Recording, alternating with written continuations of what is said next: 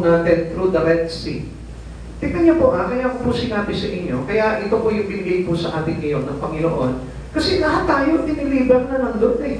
Lahat tayo pinalaya na ng Panginoon, kaya nga nandito tayo ngayon eh.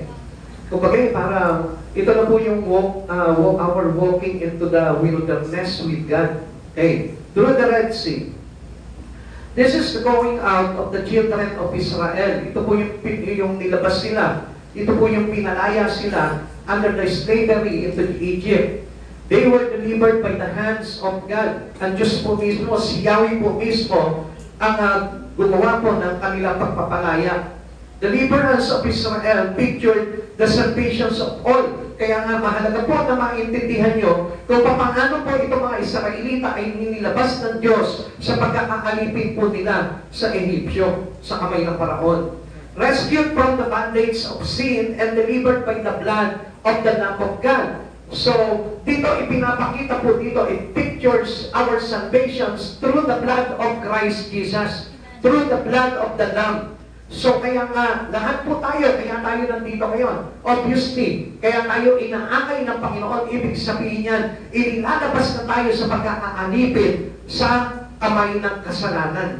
So, hindi po ba nakakatuwa na tayo po lahat, kaya po tayo nandito ngayon is our walking into the wilderness, our journey towards the promised land na ipinangako sa atin ng Panginoon. At yan po yung napakagandang bagay na dapat po binibigyan natin ng halaga sa buhay po natin. God guides them by pillars of cloud by day and pillars of fire by night. Meaning, they were traveling in the will of God. So kapag tayo lumalakad na po into the will of God sa kalooban ng Panginoon, ibig sabihin po niya, pinapatubayan na tayo kapag kagabi ng kanyang pillars of fire at pinapatubayan tayo naman sa araw ng kanyang ulap.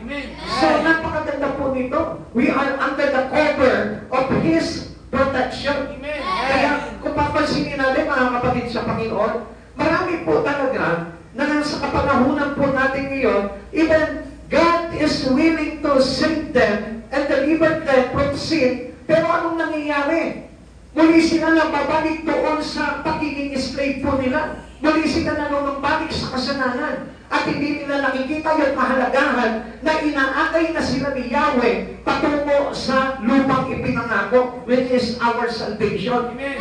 Kaya nga kapatid sa Panginoon, hindi niyo po ba napapansin? Maraming mga Kristiyano ang lalabnaw pagdating sa kanilang mga stand pagdating sa Panginoon. Why? Because lahat sila gusto pa nila na maging alipin po sila doon sa Ehipto kaysa po palayain sila ni Yahweh sa mga bagay na pagkakaalipin na ito.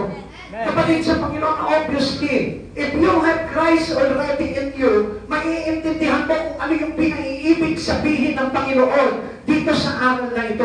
Maraming umaalipin sa buhay ng tao, kaya hindi tayo mailakad ng Panginoon into the wilderness towards our journey into the promised land. Kaya napapasinin po natin, ang dami ayaw na ayaw talaga na sumabay sa lakad ng Panginoon sa ilang. Bakit? Kasi mas gusto pa po nila yung pamumuhay na alipin po sila ng mga pagkakasala. When God delivered us, His presence guide us night and day. Araw-gabi. Kaya huwag ka nang lalabas po doon, huwag ka nang babalik ulit sa Ehipto, huwag ka nang lalabas at huwag ka nang tatalikod sa paglilingkod mo sa Panginoon. Dahil obviously, hindi na tayo papapasokin ng Panginoon doon sa promised land. Kapag tayo muli nalumpanig doon sa ating pagkakaalipin. Kaya nga mapalad tayo mga kapatid sa Panginoon. Doon sa mga bago lamang po na dumadalo ng gawain, mapalad po kayo dahil tinanggap nyo yung bagay na napakahalaga na pagliligtas ng Panginoon sa buhay po ninyo. Now, after this deliverance, hindi naman po talaga natin maiiwasan yung every troubles that we experience in life eh. Minsan sinasabi natin, bakit ganito? Iligtas na pala ako ng Panginoon, pero bakit ang dami pa rin kaguluhan sa pamilya, kaguluhan sa pananalapi, sa trabaho, sa kung saan bagay. Alam niyo po ba, na kapag tayo'y naglalakbay na kasama si Jesus, wala na po tayong dapat alalahanin. Dahil sabi niya po, tayo po ay ginagabayan ng Panginoon through the pillars of fire and the clouds on the day. Kaya lang mga kapatid sa Panginoon, wala na po tayo dapat na ikatakot. Now, Kapag ka tayo po ay nagpaunlak na po sa Panginoon para tayo ilikas at alisin sa pagkakasala, the troubles will come. Yung mga kabuluhan sa buhay, still there, nandun pa rin. Eh, huwag kang magtataka kung bakit ang gulo ng pamilya mo. Huwag kang magtataka kung bakit ang gulo ng trabaho mo. Ang gulo ng sistema ng pamumuhay mo. Why? Kasi hindi po natin maiiwasan yan dahil meron tayong pero sa buhay natin. May pangaon, may mga Ehipsyo na pilit tayong gustong maibalik doon sa pagkakaalipin po natin. Sabi po dito, Pharaoh decided he should not have let them go. The Egyptian pursued them with 600 chariots. Imagine that? 600 chariots. Hindi pa po dyan kasama yung mga kawal. Labas pa po dyan yung mga, sabihin po natin, hindi bihasa na mga naka-chariots din po noon. Kaya nga, it was the devil decide, you're not to go. Kaya nga kapag titignan po natin, ang dami po mga Kristiyano dito, ayaw talagang isulong yung kanilang paglilingkod sa Panginoon. Ayaw nilang isulong yung mga pagbibigay po nila sa Espiritu sa pagsamba sa Panginoon. Alam niyo kung bakit? Because ang diablo na ating kaaway ay ayaw tayong payagan na maligtas. Kaya kapag tinatamad-tamad ka talaga sa mga bagay sa Panginoon, ang ibig sabihin po niyan, hinahata ka na naman ng diablo para maibalik ka na naman ulit sa pagkakaalipin sa kasalanan. Kaya nga, alam nyo, dapat na hindi po tayo tumigil sa paglalakbay sa ilang kasama si Jesucristo. So ano po bang ibig sabihin po nito? Na dapat po, na tayo po, ay malaman po natin kung ano yung ibig sabihin ng paglalakbay sa ilang. Pag sinabing ilang, ang ibig sabihin niyan, it is the place of emptiness. Amen? Amen? So ang tanong po dito, are you willing to walk into the wilderness with Christ? Minsan yung po ang ayaw na ayaw natin, ako, hindi pa pwede na maghihirap ako. Hindi pa pwede na mawalan ako. Kailangan mayaman ako sa mundong ito. Come on, hindi po yung gusto talaga ng Lord. Kaya hindi tayo mapalaya talaga ng ating Panginoon sa ating pagkakaalipin sa kasalanan because everyone didn't want or don't want to walk empty. Ayaw nila na wala sila. Ayaw nila na hindi sila mayaman. Ayaw nila na wala silang pera. Ayaw nila na wala silang titulo. Ayaw nila na hindi sila kanya. Kaya nga, walking into the wilderness, kailangan talagang matanggap po natin kung ano man yung bagay na tatanggalin sa iyo ng Panginoon, you are willing to accept that. Amen! Kaya lang, alam nyo, katulad din ng mga Israelita po noon, lagi po sila nagwe-complain. Ano ba naman yun? Walang pagkain. Ano ba naman yun? Walang tubig. Ano ba naman yan? Ang init. Marami po silang complain because they wanted that their life is full of everything. Pero ang hindi po nila nakita dito, God is more than enough. Amen. Sapat na nakasama natin ang Diyos at mayroon na tayo ng lahat ng bagay na higit pa doon sa pinapangarap lamang po natin. Amen. Now, tignan po natin. When trouble is came, there are things to come. Ito ang kagandahan po dito, mga kapatid sa Panginoon, na dapat na malaman po ninyo. Minsan nagtataka tayo sa buhay natin, even though tayo naglilingkod na sa Panginoon, akala natin all are smooth. Lahat ng lakad po natin ay smooth na at hindi na tayo lalakad sa mga rocky road. Amen? Amen. When troubles is came, there are things to come. Unang-unang darating sa buhay mo. Alam mo kung ano? Yung depression. Pagka dumating na itong kaguluhan na ito sa buhay po natin, yung depression ang madalas na umaamakit, pumapasok sa buhay ng isang tao. Why? Kasi ayaw talaga pahintulutan ng diablo na ikaw ay maligtas. Kaya nga sinasagad ka ng diablo para na sa ganoon, umayaw ka to walk into the wilderness. Para ayawan mo yung paglalakbay dito sa ilang na ito. Ang sabi dito, depression is from feelings of worthlessness to impaired concentration and fatigue. Yan ang ibig sabihin po nito, no? Yung parang walang pag-asa ang buhay natin dito, walang kwenta ang buhay dito. Alam niyo, ganun po yung iniisip ng marami. Na kapag ka tayo lumalapit sa Panginoon, anong kwenta ng buhay na yan? Hindi naman ako yayaman dyan sa paglilingkod ko sa Panginoon. Hindi naman ako sisikat yan. Hindi naman ako magiging milyonaryo yan. Come on, hindi po natin maintindihan eh. Walking it with Christ is walking into emptiness. Amen. Now, kung tayo po mismo mag-iisip, empty po ba talaga ang paglakad kay Jesucristo? No, it's not. Because Jesus is everything. Amen. When you have Jesus, you have everything in your life. Amen. You don't need any more money. You don't need any more titles. You don't need any more those mansions. Hindi mo na kailangan yung mga bagay na yun kung meron kang Jesucristo sa buhay mo. Kaya nga, alam niyo po, ang lahat na tumanggap at nakiktas ng ating Panginoong Jesucristo, ano sabi ng aklat ng Colossians? Ang sabi po ng Colossian, sila'y nakatuon na sa mga bagay na panlangit. Amen. Pastor, paano na itong mga abala sa mga bagay dito? Kaya nga sabi ng Lord mahirap paghaharian ang mga taong mayayaman. Amen. Mabuti pa ang kamelyo, mabilis makakapasok sa butas ng karayo. Kaya sinabi ni Jesus yung bagay na yun, because God wanted you to learn the principle of emptiness to this world. Amen. Yun yung kailangan na malaman po natin. Ang sabi po ng iba, naku, yayaman na ako kapag naglingkod ako sa Panginoon. Hindi. Hindi po ganon. Pagyayamanin ng Lord yung relasyon niya sa iyo. Pagyayamanin ng Lord yung iyong espiritu. Pagyayamanin ka ng Lord sa mga bagay na banal. Amen. At hindi po yung iniisip mo na pagyayamanin ka sa mga bagay na gusto mong ikakamal sa buhay mo sa mundong ito. Kaya nga, depressions come when troubles came to you. Tandaan po natin ito, mga kapatid sa Panginoon. Yung trouble na yan is very natural to those person who wanted to walk with Christ Jesus. Hindi po masarap talaga na tayo lumakad na katulad ng lakad ni Jesus. Lagi niya po pinapaalala sa atin na si Jesus po is walking into the hate of every people. Lumakad si Jesus dito, puro galit sa kanya lahat ng mga tao.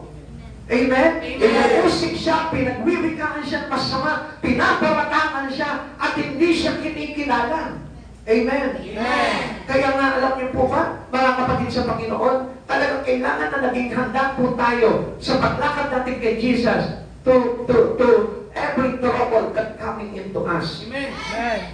Exodus 14 verse 10 to 12. Matinding takot ang naramdaman ng mga Israelita na makita nilang dumarating ang Paraon at ang mga Egyptyo. Kaya dumaing sila kay Yahweh, sinabi nila kay Moises, wala na bang pagpagilibingan sa amin sa Egypto, kaya mo kami dinala dito sa ilang para dito na mamatay? Inilabas mo ba kami sa Egypto, ngunit tignan mo ang nangyayari.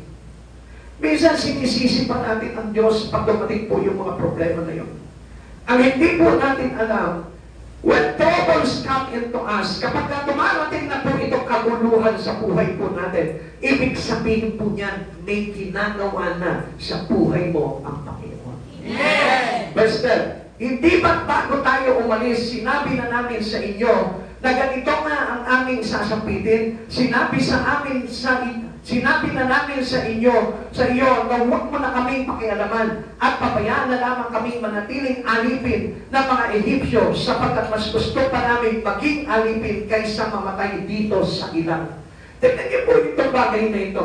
It is the poorest decision of Israelite during that time. Amen. Alam niyo po ba na kapag tayo, nagsabi tayo sa Panginoon, Lord, hayaan mo na kami sa ganitong kalagayan po namin. Unawain mo na lang kami sa ganitong kalagayan namin. Ibig sabihin niyan, you are foolish. Amen. Kahangalan po yun. Dahil ang gusto talaga ng Lord, ikaw mismo, mailabas ka dito sa mundo ito. Amen. Alam niyo mga kapatid sa Panginoon, that this word is the biggest cage of every person. Ito po ay malaking kulungan na pinagkukulungan sa atin na hirap ang taong makalaya. Buti pa nga po doon sa sa kulungan sa munting lupa, sa binibig prison. Kapag nagpakabait ka lang ng konti doon, makakalaya ka na. Alam niyo, dito sa mundong ito, hanggat hindi ka nagdi-decide na sumunod kay Jesus, to following Jesus, hindi ka makakalaya sa mundong ito. Why? Because our life is really affected of the things about this earth. Amen. Tingnan nyo, apektado kayo ng trabaho, ng pag-aaral, ng pamilya, ng sistema ng mundong ito. Affected tayo. And a lot of people hate not to have their job, not to have their business, not to have their money gaining. Kaya nga, kapatid sa Panginoon, tingnan niyo po yun.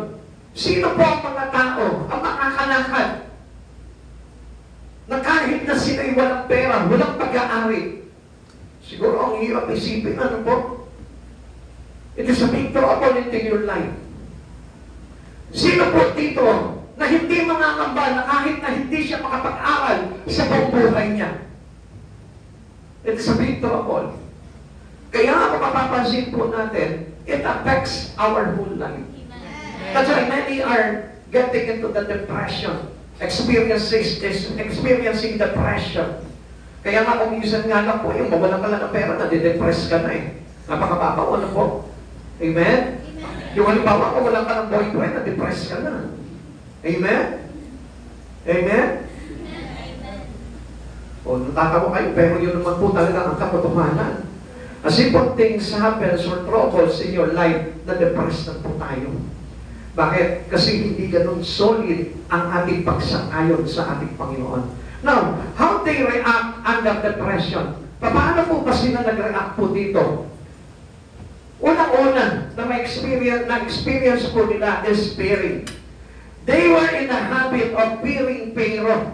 Alam niyo po ba, na takot po sila kapag naririnig na po nila yung pong pangalan ng Paraon.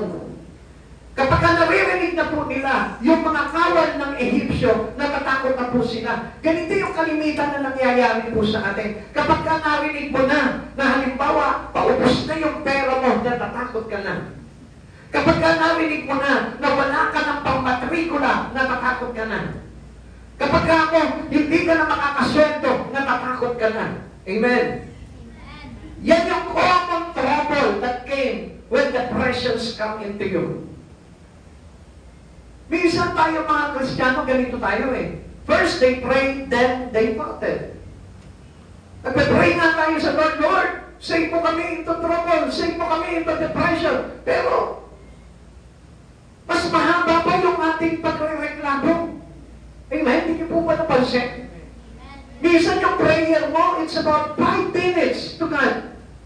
Pero yung pagre-reklamo mo, isang linggo na, hindi ka pa tapos mag-complain. Hello? Tama ba din? O di ba kapag halimbawa, meron ka mga bagay na hindi mo nakamit sa buhay mo, halos taon na nga Nagre-reklamo ka pa Ba't kasi ganito ang ginawa ko Kasi si ganito Kung hindi dahil sa kanya, hindi dapat ganito nangyari sa buhay ko. Ang dami mo pa sinisip. Bakit? Kasi nauuna sa atin yung takot, kaya tayo nagre-reklamo. Pero kung talagang totoong alam natin na ikaw ay niligtas na ng Panginoon, bakit pa maghahari ang takot sa buhay mo if you have God? Amen. Ikalawa, complain.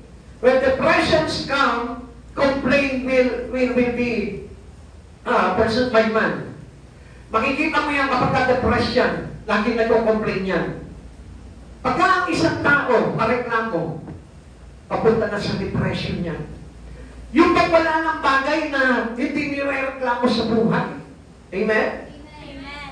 Pati yung matabang na ulam lang, nirereklamo ng todo, ibig sabihin po niya, papunta na sa depression niya.